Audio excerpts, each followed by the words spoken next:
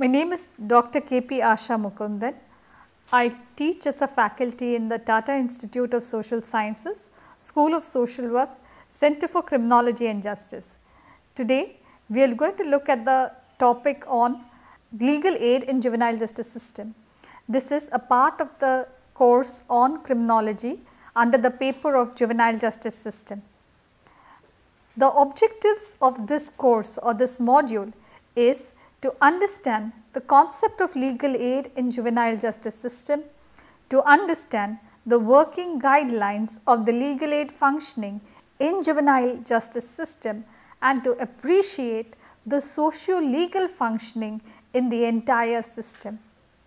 This module will be looking at the Legal Services Authorities Act of 1987, the various hierarchy of bodies created under the Act, the Legal Aid Act in the juvenile justice system, and the guidelines for legal aid services in the juvenile justice institutions as per the Sampurna Behrua case versus the Union of India, and it will also look into the current developments and finally conclude by looking at the way forward.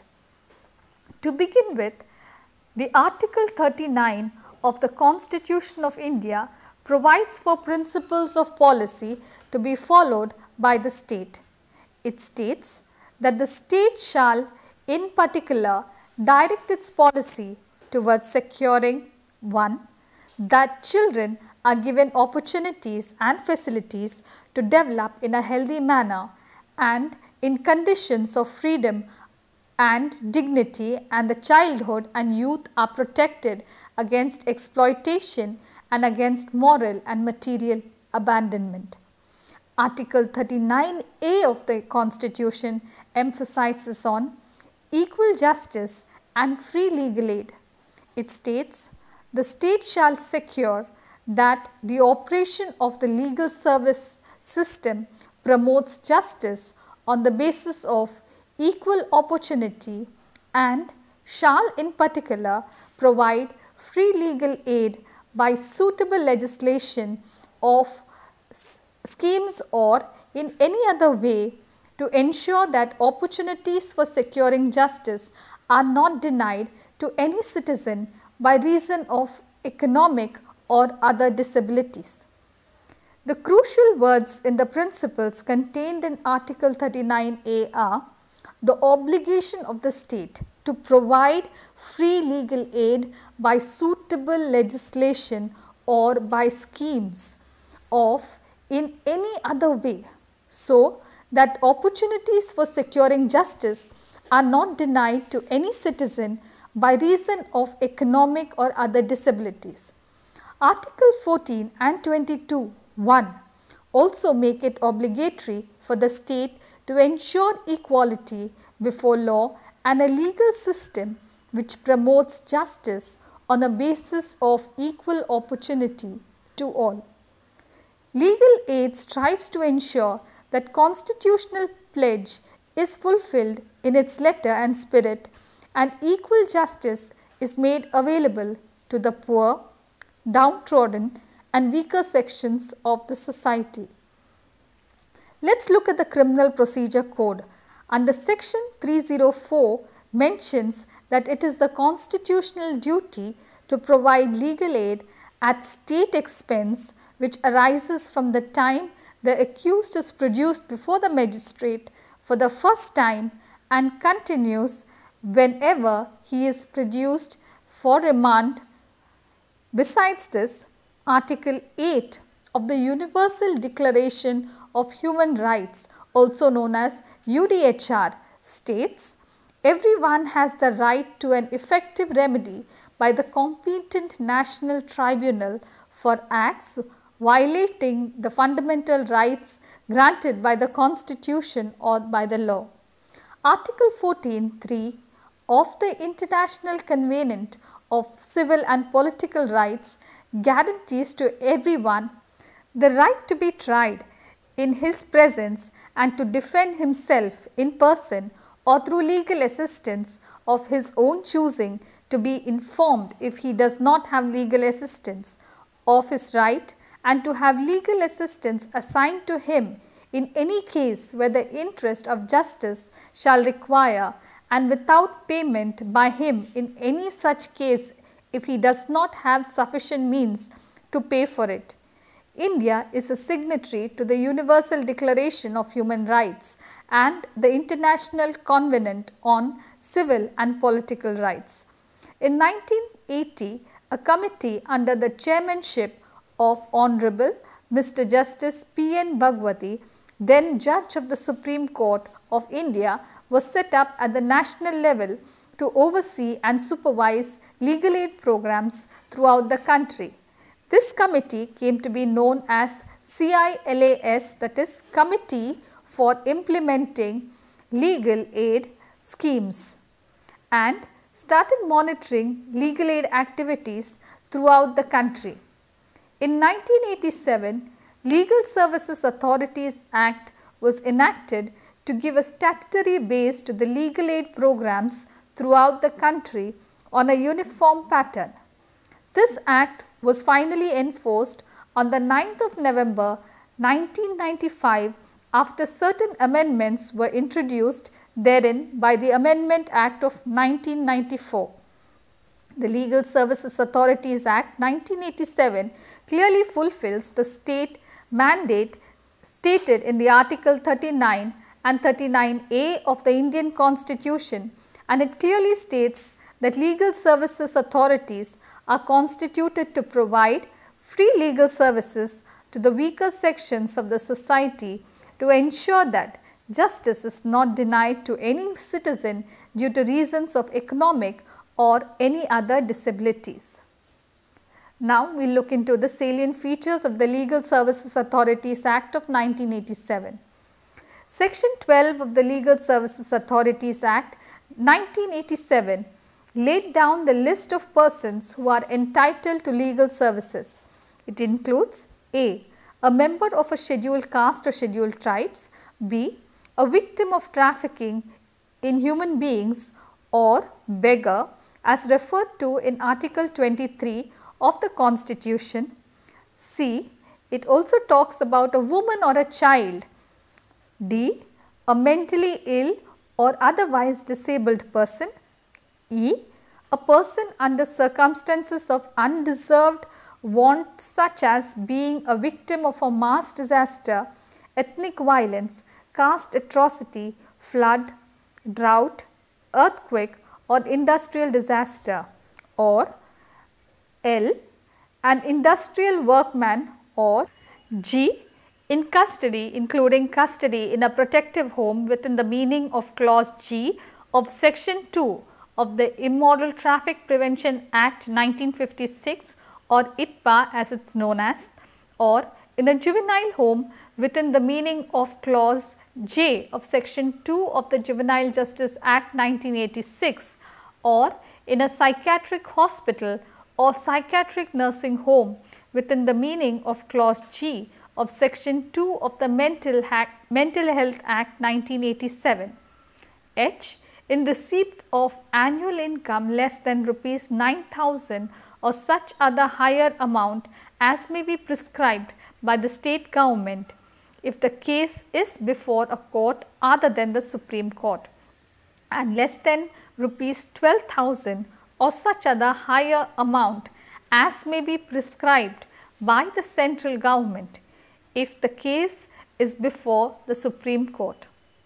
Section 13 of the Act further states, persons who satisfy all or any of the above criteria that is specified in section 12 shall be entitled to receive legal services provided that the concerned authority is satisfied that such person has a prima facie case to prosecute or to defend. An affidavit made by a person as to his income may be regarded as sufficient for making him eligible to the entitlement of legal services under this Act, unless the concerned authority has reason to believe such affidavit has reason to disbelieve such affidavit. The free legal services include payment of court fees, process fees and all other charges payable or incurred in connection with any legal proceedings, providing service of lawyers in legal proceedings, obtaining and supply of certified copies of orders and other legal documents in legal proceedings, preparation of appeal paper book including printing and translation of documents in legal proceedings. Let us look at the hierarchy of bodies that have been created under this Act. It speaks about the National Legal Services Authority, also known as NALSA, which is the apex body constituted to lay down policies, principles, guidelines and frame effective and economical schemes which can be implemented through the State Legal Services Authority, also known as SALSA, in order to make legal services available to all. It also disburses funds and grants to state legal services authorities and NGOs for implementing legal aid schemes and programs.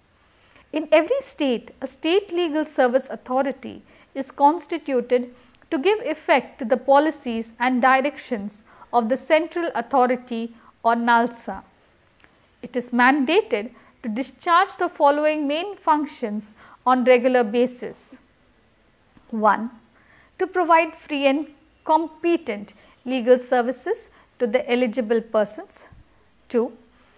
To organize lok adalats for amicable settlement of disputes. And 3. To organize legal awareness camps in the rural areas and to give legal services to the people and conduct lok adalats in the state. State Legal Services Authority, also known as SALSA, is headed by the Chief Justice of the State High Court, who is the patron in chief. A serving or retired judge of the High Court is nominated as its executive chairman. District Legal Services Authority is constituted in every district to implement legal aid programs and schemes in the district. The district judge of the district is its ex officio chairman. Taluk legal service committees are also constituted for each of the taluk or mandal or for groups of taluk or mandal to coordinate the activities of legal services in the taluk and to organize lok adalats. Every taluk legal services committee is headed by a senior civil judge operating within the jurisdiction of the committee, who is its ex officio chairman.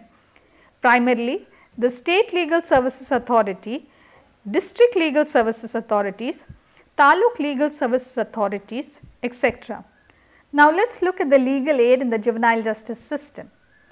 With all its system in place, the State Legal Services Authorities or SALSA work has concentrated more towards providing legal aid to adults. The juvenile justice functioned with the help of a probation officer who was the legal cum social officer in the system. It was a probation officer who used to produce the child before the Juvenile Justice Board, present the case and assist the child in conflict with law for all social and legal matters.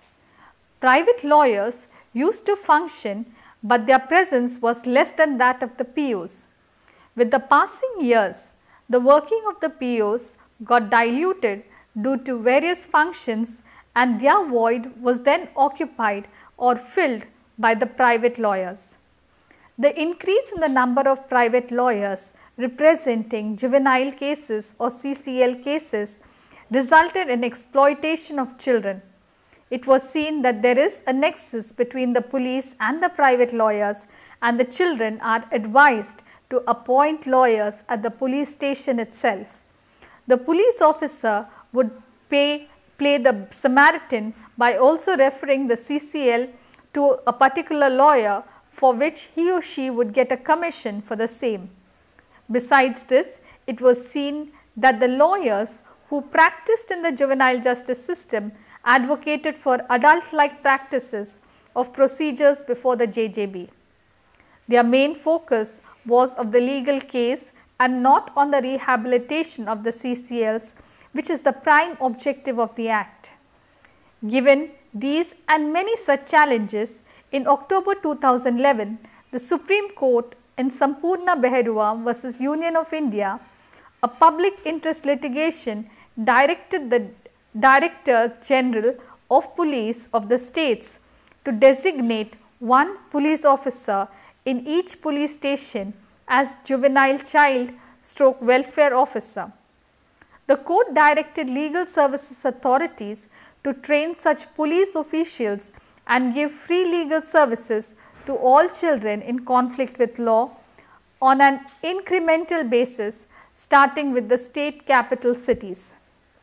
In the order dated 19/8/2011, Honorable Supreme Court of India in Sampurna Behrua versus Union of India directed the National Legal Services Authorities to put in place legal aid centers attached to the juvenile justice boards in the state's capital, where there is a high pendency. The order further states that the State Legal Services Authority is requested to establish legal aid centers attached to the Juvenile Justice Board in the state union territory capitals immediately. For this purpose, the following steps may be taken immediately was what the state said. The State Legal Services Authority may direct the District Legal Services Authority of the capital districts to establish legal aid centers in the juvenile justice boards working in the capital city. Next, the aforesaid DLSA may be directed to prepare a list of young panel lawyers for such legal aid center. The panel lawyers may be selected from young and competent lawyers, preferably women, or preferably women lawyers who are willing to work the entire day in a child-friendly manner in compliance with the spirit and object of the Juvenile Justice Care and Protection of Children Act 2000 and now the amended Act 2015. The same set of lawyers was also to be made available for legal aid in CWCs and in the different homes established under the Act whenever necessary. It stated that the arrangements may be made by the concerned DLSA to organize a training camp for the aforesaid panel lawyers on the juvenile jurisprudence, focusing on the philosophy behind the UN Convention on the Rights of the Children and their provisions in the JJ Act 2015. This was done with a special emphasis on the principles enumerated in Chapter 2, Rule 3 of the Juvenile Justice Rules of 2007, which is the model rules. Even if the next it stated was, even if there is no infrastructural facilities available in the JJB, the panel lawyer may be directed to attend the JJB proceedings throughout the day on the days when the JJB sits, depending on the volume of work. The number of panel lawyers to be deputed on the particular day may be regulated by DLSA, and they may also send to the JJB on turn basis. However, a lawyer entrusted with a case may be directed to handle it till its disposal. The Act said that the list of panel lawyers containing their names, addresses and contact numbers may be communicated to the principal magistrate and the members of the JJB, and such a list may be exhibited at a prominent place in the JJB, which is painted on a board or on the flex board premise. The order stated a special request may be made to the principal magistrate and the members of the JJB to avail of the services of the panel lawyers and not to leave the children in conflict with law to the mercy and exploitation by others. It further said that the principal magistrate and the members of the JJB may be requested to inform all children in conflict with law about the availability of the free legal aid and about the list of panel lawyers displayed as above. Honorarium at a special rate may be fixed by the state legal services authorities for those panel lawyers who attend the JJB for the entire day. The next direction was that the panel lawyers may, for the time being, be permitted to use the existing infrastructural facilities available in the DLSA or the district legal services authorities. A monthly statistic report of the legal aid given to children shall be submitted to the state legal services authorities, who shall include the same in the statistics, which is usually sent to NALSA. It further said that the guidelines to be supplied to the panel lawyers are annexed in this communication, and copies of the same may be arranged to be given to each panel lawyer, and acknowledgement of receipt of the same may be obtained from them. So, such safeguards were taken to ensure the good functioning of the legal aid. Now, we get into the guidelines for legal services in the juvenile justice institutions as stated by the Sampurna Behrua versus the Union of India case. Some of the guidelines are: 1. When a child is produced before the board by the police, the board should call the legal aid lawyer in front of it, should introduce the juvenile parent to the lawyer. The juvenile and his or her family parents should be made to understand their rights to have a legal aid lawyer, and that they need not pay any fees to anyone for this. JJB should give time to legal aid lawyer to interact with juvenile and his or her parents before conducting hearing.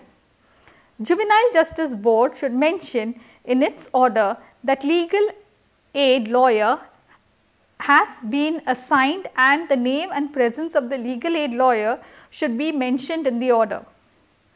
Board should make sure that a child and his parents are given sufficient time to be familiar with legal aid counsel and get time to discuss about the case before hearing is done. Juvenile Justice Board should also make sure that not a single juvenile's case goes without having a legal aid counsel. JJB should issue a certificate of attendance to legal aid lawyers at the end of the month and should also verify their work done reports.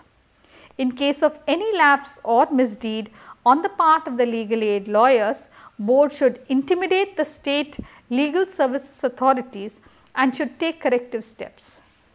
The Juvenile Justice Board and legal aid lawyers should work in a spirit of understanding, solidarity and coordination. It can bring a sea of change if something like this is done. Legal aid lawyers should develop good understanding of the JJ law and of juvenile delinquency by reading and participating in workshops and training on juvenile justice. Legal aid lawyers should maintain a diary at center in which dates of cases are regularly entered. If a legal aid lawyer goes on leave or is not able to attend the board on any given day, he or she should ensure that cases are attended by fellow legal aid lawyers in his or her absence and that case is not neglected. Legal aid lawyers should not take legal aid work as a matter of charity and should deliver the best. Legal aid lawyer should raise issues, concerns, problems in monthly meetings with state legal services authority. Legal aid lawyers are also expected to maintain a file of each case and should make daily entry of proceedings. Legal aid lawyers should not wait for JJB to call him or her for taking up a case. There should be efforts to make or take up cases of his or her own by the way of approaching families who come to JJB. Legal aid lawyers should inspire faith and confidence in children, their families, whose cause they take up, and should make all possible efforts to get them all possible help. Legal aid should abide by the terms and conditions of empanelment on legal aid. Legal aid lawyer should tender his or her monthly work done report to the Juvenile Justice Board within a week of each month for verification, and should submit it to the concerned authority with attendance certificate for processing payments. Legal aid lawyer must inform the client about the next date of hearing and should give his or her phone number to the client so that they could make calls at the time of any need. As a matter of best practice, the NALSA has now proposed for no Bal Lok Adalats in the Juvenile Justice Board. In its letter dated 2nd November 2016 of the reference number 39/2015, NALSA has communicated to all state legal service authorities stating that holding of such adalats for disposing of case pertaining to children in conflict with law is against the letter and spirit of the juvenile law, and need to work out a rehabilitative mechanism for children in conflict with law. Whatever be the nature of the offence they are alleged to have committed, while the intent behind holding such adalat is to ensure expeditious disposal of cases of children in conflict with law, the same cannot be done against the basic premise the child are to be treated differently, and that before disposal of a case, the Juvenile Justice Board should interact with the children, look at social investigation report, and incorporate an individual care plan in the disposal order. In this context, the practice of holding Bal Lok Adalat or Bal Samvad Adalat, the Bal Lok Adalat for disposing of cases pertaining to children in law, has to be discontinued forthwith. Let us look at the way forward from here. The Juvenile Justice Care and Protection of Act 2015 is a socio-legal act. The social and the legal aspect in the act must go hand in hand. This is the reason why the Juvenile Justice Board comprises of a magistrate and 2 social workers. While it is a positive move to strengthen the legal aid, the apprehension lies in strengthening the legal aid without strengthening the probation system, which might lead to the legalization of the socio-legal act. This is exactly what is happening. While there is an emphasis being laid on disposal of cases, there is little emphasis on rehabilitation of cases, which negates the principle of the socio-legal. To get the JJB function in the true spirit, it is important to strengthen the free legal aid as well as the probation system simultaneously, so that the CCLs, or the children in conflict with law, can finally benefit out of the same. The Sampurna Behrua case resulted in NALSA to set up a panel of lawyers who are trained to deal with juvenile cases. Given that they are paid well by the state, the element of the economic exploitation is minimized. However, this provision is yet to be implemented in its true spirit across all states. Till then, the challenge of free legal aid continues. A concept of socio-legal cell may be more appropriate than a legal aid in this context. There is not much of information available on free legal aid in the juvenile justice system. We have tried to bring in a few resources and references which have been put up in the module. For further information, one will have to start doing a lot more research studies on this topic. Thank you.